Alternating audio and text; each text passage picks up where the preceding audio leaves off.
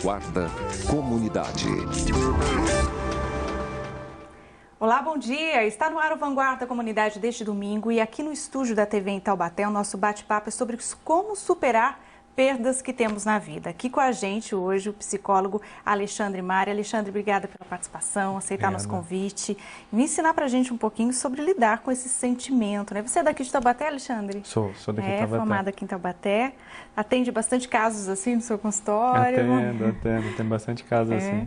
E vamos começar então. O que significa a perda, né? Como que a gente pode diagnosticar? Falar, olha, eu não sei lidar com a perda e que tipo de sintomas, que tipo de consequências esse sentimento pode trazer e interferir na vida de alguém? Bom, a perda, de um modo mais conceitual, é aquilo que a gente está apegado, a gente é obrigado a se desapegar daquilo, mesmo a gente tendo interesse naquela coisa. Vamos botar a coisa de uma maneira mais geral, coisa, objeto, pessoa, amor, relacionamento, emprego, situação, tá? Então, eu estou apegado àquilo, eu tenho interesse naquele emprego, eu tenho interesse naquela menina, eu tenho interesse em amar a minha mãe, meu pai, o meu irmão, por aí vai. E acontece por alguma situação eu ter que me desapegar, mas isso é imposto a mim. Ou alguém faleceu, ou eu fui demitido. Em alguma situação a vida pode me apresentar assim, tá? Então a perda é você precisar se desapegar de algo que você ainda tem interesse. Se a gente não tem interesse em alguma coisa, a gente acaba não percebendo, não move nada na gente. Agora, a perda gera muito sentimento, tá? Às vezes é dolorido, às vezes é para próprio crescimento, mas a perda é isso. E perder também significa ganhar, assim, de alguma forma? A pessoa, quando perde alguma coisa, você sofre. A primeira é você questionar, né? Por que aconteceu isso comigo? Por que não deu certo? Por que eu não tive essa oportunidade no emprego? Né? E assim, a pessoa ela tem que lidar primeiro com assumir, né? Eu perdi e agora? Eu vou ter que me desapegar. Esse desapego é doloroso, né? É doloroso. Mesmo em situação saudável é doloroso. Tá? Vamos colocar assim, duas questões. A perda de um modo que é imposta a mim, tá? Alguém faleceu, eu perdi um emprego, então eu preciso me dar com aquilo. Tá? E uma perda que é natural, que é esperada. Tá? Eu sou um adolescente, eu estou no primeiro colegial, depois do segundo eu sei que eu tenho o terceiro, depois do terceiro eu sei que eu tenho mais um pouquinho, cursinho talvez, aí preciso escolher a faculdade. Tá? Então, o que você vai ser quando crescer? Agora é a hora, mas eu estou perdendo toda aquela vida de adolescente para trás, aquele colegial para entrar na vida adulta. Então essa é uma perda já que a gente já espera. A mãe espera, o adolescente espera, todo mundo espera. Só que ela não é vivida como perda, ela é vivida como uma fase da vida, é amadurecimento. Então, apesar de ser dolorida, talvez as pessoas falem, poxa, mas isso é crescimento. É dor de crescimento, entendeu?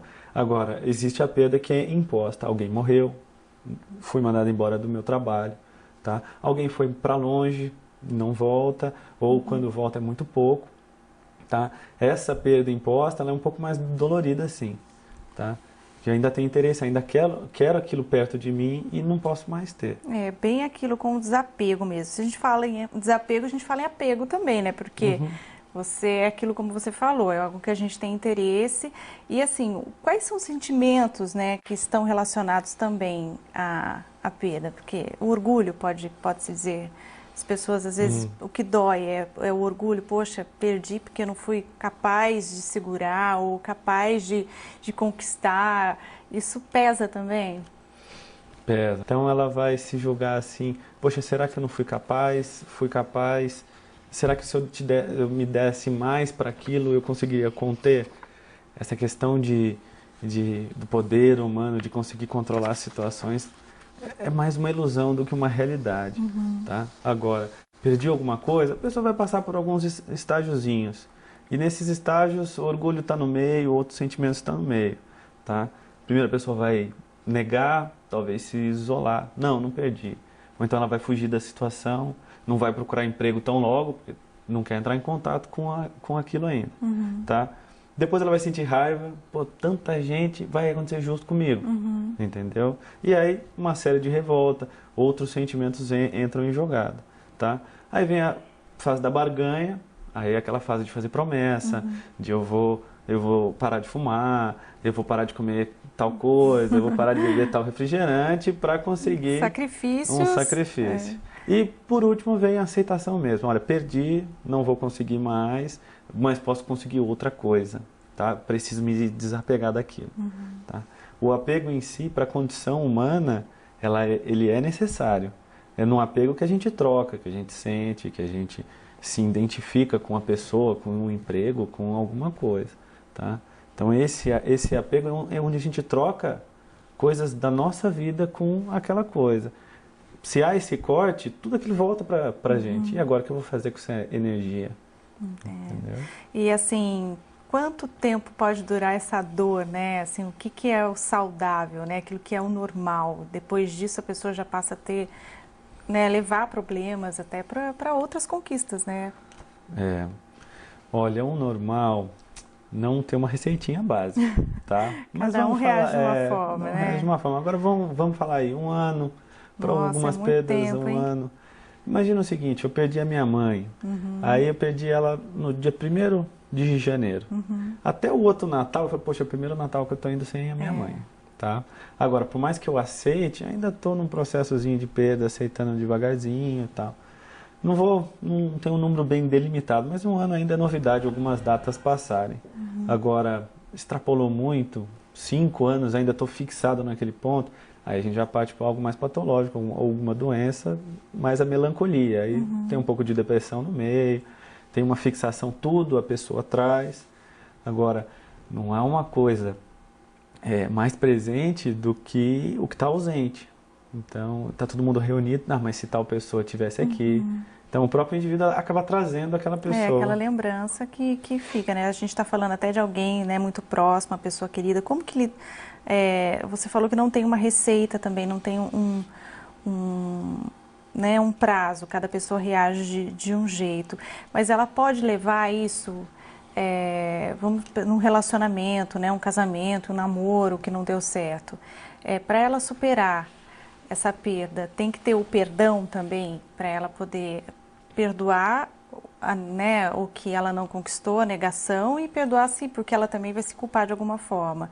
E como que ela pode superar isso para receber o novo, né, aquilo que o que está por vir? Assim. Bom, o perdão, num sentido... Se a gente for esperar que a outra pessoa nos perdoe daquilo de alguém que a gente fez alguma coisa, a gente vai ficar dependente da pessoa e aí a gente ia estar ligado ao objeto que está se desligando da gente. Então ainda você está num processo de luto que não está sendo muito saudável. Então, raras as situações, eu termino um namoro, você falou de relacionamento, eu termino um namoro, passa-se um tempo, eu vou lá falar com a minha ex, porque se ela me perdoar, eu perdoar, acabou. Não dá, de vez em quando a pessoa não consegue dar aquilo pra gente. É uma coisa que a gente quer, não que a pessoa pode dar. Então, essa questão é uma questão assim, é nossa. Então você vai lidar com aquilo. Você vai olhar para dentro, opa, não dá, não pode, não coube aquela situação, tá? Então tá bom, a gente faz um rápido intervalo, daqui a pouco a gente volta para aprender um pouco mais sobre perda, aprender a lidar com ela, né? Quem nunca perdeu nada na vida, né? Daqui a pouco a gente volta, até já.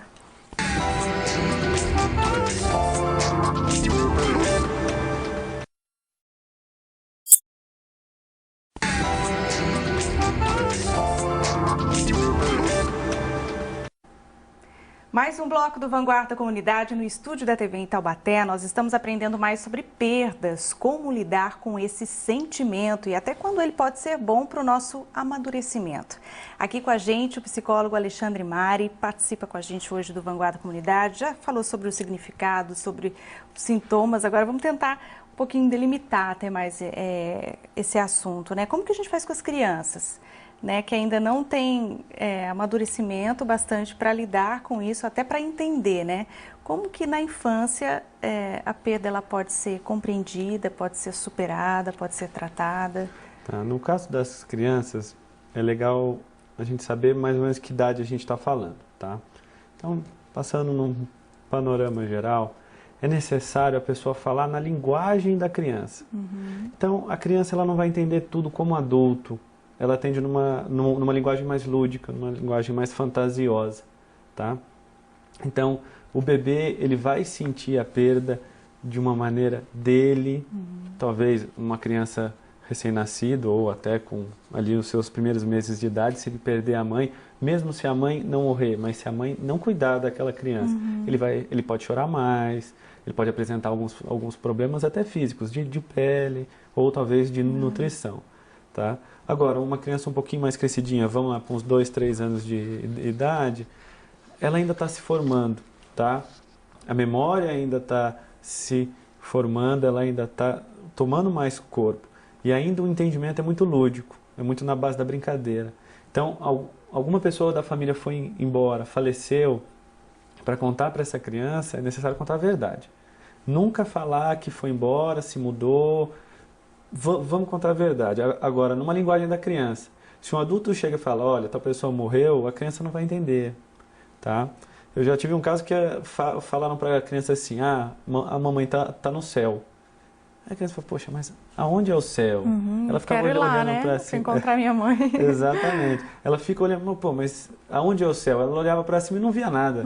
Entendeu? Então a criança ela precisa entender do que você está falando, mas sempre contar a verdade, nunca mentir para ela. E fazer ela vivenciar também, por exemplo, se é um pai ou a mãe ou a avó, alguém que ela goste, está doente, mostrar, levar para visitar, até para ela tentar compreender a realidade, porque a criança ela não sabe aquilo que ela não vive, né? Ninguém sabe aquilo que não vive. Então, de repente, fala, olha, a avó está doente, o papai está doente, e mostrar aquilo para ele. Ou então, proteger ele dessa situação pode ser pior depois, que alguma coisa acontecer? Olha, na minha opinião, o proteger, retirar a criança daquele contexto, numa situação que talvez você saiba que a possibilidade da pessoa não sobreviver, não é proteger a criança, é isolar ela de um acontecimento que pode vir a acontecer. De algo que é real, né? Exatamente. Agora, deixar a criança participar disso ao modo dela. Você não vai levar, talvez, a criança para ver toda uma situação hospitalar que ela não está preparada para ver, tá? Mas contar, olha, papai está indo no hospital porque o avô está doente, ele está sendo cuidado. E não tirar a esperança da criança. A criança, ela não entende, ela não sabe ainda o que é a morte ou o que é esse arrancar dela. Tá? Então, ela ainda vai falar com o adulto falando, tá bom, então quando vem para casa? Tá bom que você vai lá no hospital, mas quando é que ele vem tomar chá comigo? Ou quando ele vai fazer aquela brincadeira comigo? Tá? Então, é deixar a criança em pequenas dosagens ver que a situação está acontecendo. Agora, vamos privar a criança, sim, de algumas situações, não vamos alarmar demais quando se sabe que é uma questão simples, tá? Vai fazer apenas um procedimento e faz todo um circo na cabeça da criança que é só um procedimento que sabe que não vai acontecer. Aí você expor a criança demais. Aí é traumático, né? Ela pode levar é uma memória, né? Uma lembrança ruim que ela vai levar com ela, né? E se ela não souber esperar, ela pode ser um adulto com problema também para lidar com perdas. Mas a questão não é sim a pessoa que está indo embora, e sim o sofrimento daquela pessoa que está perto dela. Então ela está vendo que a mãe dela está sofrendo. Se a avó dela morreu, vamos colocar assim, ela faleceu, é mãe da mãe dela. Então ela vai ver que a mãe dela está sofrendo. Mas o que está acontecendo com você? Por que você está triste? Entendeu? E tenta agradar com alguma coisa. Então, não aconteceu nada, não aconteceu nada. Poxa, a mamãe está triste por conta de que a vovó morreu, entendeu? As pessoas tristes se comportam assim. Agora, a criança ela vai vivenciar isso, mostrando para ela ou não, através dos adultos que convivem com ela. E a relação também de perdas, né? Hoje, as famílias... a formação familiar é um pouco diferente, né? Vamos dizer assim, casais que se separam, olha, seu pai está saindo de casa ou a sua mãe está saindo de casa. Hoje a criança ela sabe lidar com isso? Ela está mais familiarizada com esse tipo de situação? Para ela também é um sentimento de perda? Para ela também é um sentimento de perda, por conta de toda uma configuração que não vai existir mais, tá? Tem papai e mamãe em casa, eu estou em casa, um dá beijinho de boa noite, o outro traz um copo de água e pronto. Agora o papai não vai mais estar em casa. Então, papai não vai estar mais em casa. Então, vai mudar toda a situação, a configuração, tá? Isso é uma situação de perda para ela. Agora, não é perda somente do pai, porque ela ainda vai continuar vendo o pai. é uma situação daquele contexto familiar que ela estava vivendo, tá? Agora, se hoje a criança sabe mais, ou se hoje a criança sabe mesmo, a criança sempre foi criança, em toda a história, ela sempre foi criança, ela está germinando. As pessoas que estão convivendo com aquela criança que podem ter evoluído mais, elas podem ter amadurecido mais para contar para aquela criança o que está acontecendo, tá? Sentar a criança em algum lugar e falar assim, olha, papai está indo embora porque não está se dando com a mamãe, mas a gente vai se ver, e conversar com a criança, colocar ela num contexto que ela sabe, de uma linguagem que ela consegue falar, ela pode aceitar ou não aquilo. Não é conversando que ela vai aceitar de cara. Ela pode ser um pouquinho rebelde, ela pode... E tem que respeitar esse momento, né? Tem que... respeitar esse momento dela. Porque ela pode se colocar contra. Eu não concordo. Agora, se ela falar, eu não concordo, vamos conversar? Não, eu não concordo. Aí ela vai ter outras reações, né? Pode deixar de comer, não querer ir para a escola, deixar de fazer coisas que eram naturais, né? Que eram do dia a dia. Isso aí pode... E aí vem a maior arma da criança, aquela chantagenzinha. Né? Mamãe, papai não vai voltar mesmo. Fica naquela dúvida, poxa, eu devia ter separado ou não, sabe? Mas a criança vai vivenciar isso, se é uma decisão que foi tomada, ela vai vivenciar isso. Às vezes é para o bem, né? De tudo, né? Porque... E assim, quando a gente sofre por perder algo, né? Porque a gente se sente dono daquilo, né? Dono da verdade, ou dono de alguém. Como que lida com isso? A gente falou de criança agora, mas isso vale para qualquer idade, né? Para todo mundo. Na verdade, dono a gente é de tudo, né? Na nossa cabeça a gente é dono de tudo. Agora, a gente está pegado às coisas. Aí eu vou voltar no ponto do apego. Então a gente vai se ligar a uma pessoa. Você vai se ligar aos teus familiares. Então, aquele é meu mundo, aquelas são as minhas reações, as minhas relações, tá? Então, eu sou dono de algo, sou daquele amor que aquela pessoa me provoca, daquele sentimento de felicidade que aquela pessoa me provoca. Aquilo sendo cortado, poxa, o que eu vou fazer com aquele amor todo? O que eu vou fazer com aquela felicidade que era para ser feita naquela pessoa? Ou então, colocar numa situação bem prática, estou namorando, todo domingo eu vou no shopping tomar um cafezinho com a minha namorada.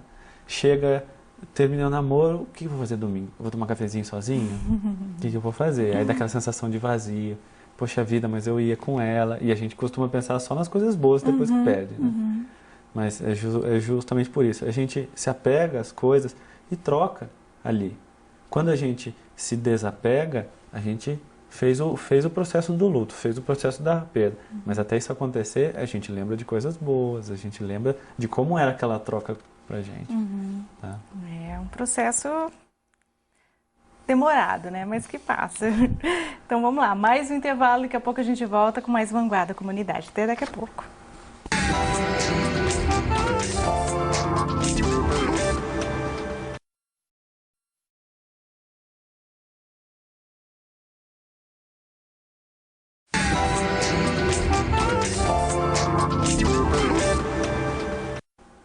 Último bloco do Vanguarda Comunidade. Nesta manhã de domingo, estamos aprendendo mais sobre perdas, como lidar com esse sentimento, né? A perda de um amor, de um sonho, de um parente, de alguém que a gente gosta.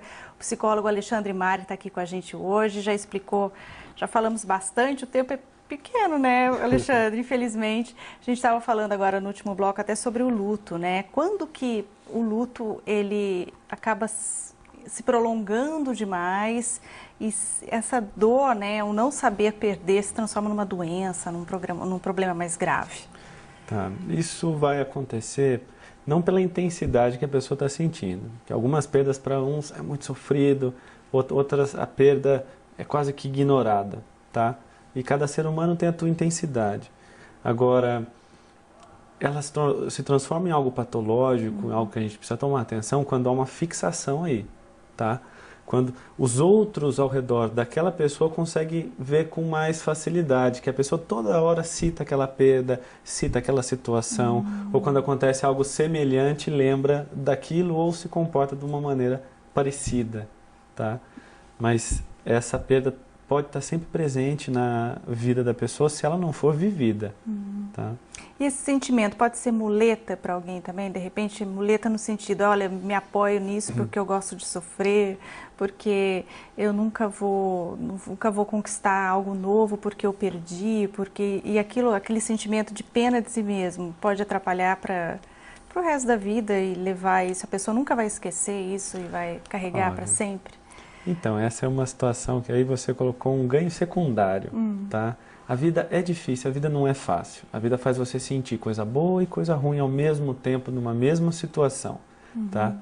Eu fui, dei a cara, tomei um tapa, voltei, mas eu não vou de novo porque eu apanhei. Não vou de novo porque eu apanhei. E aí toda uma configuração para eu conseguir ser sustentado e sempre falar, olha, fui e não consegui mais.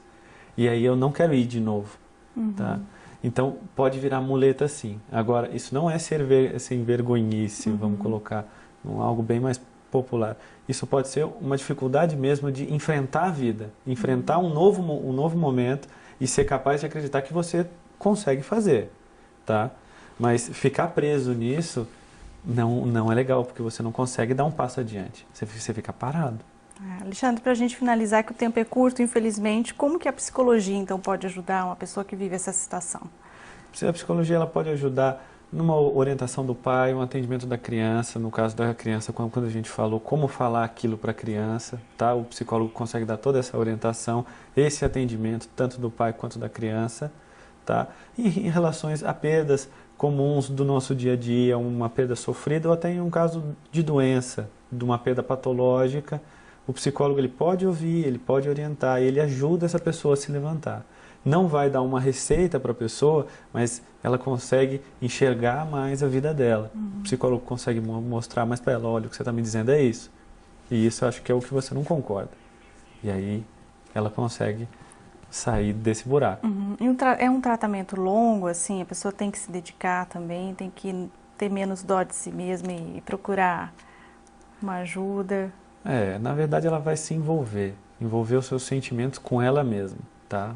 O psicólogo de vez em quando faz um trabalho de espelho, tá? Coloca o que ela está dizendo de volta para ela e isso é dolorido, tá? Se é um tratamento longo, poxa, tem análises que duram muitos anos, mas você não precisa de 5 anos para superar alguma coisinha.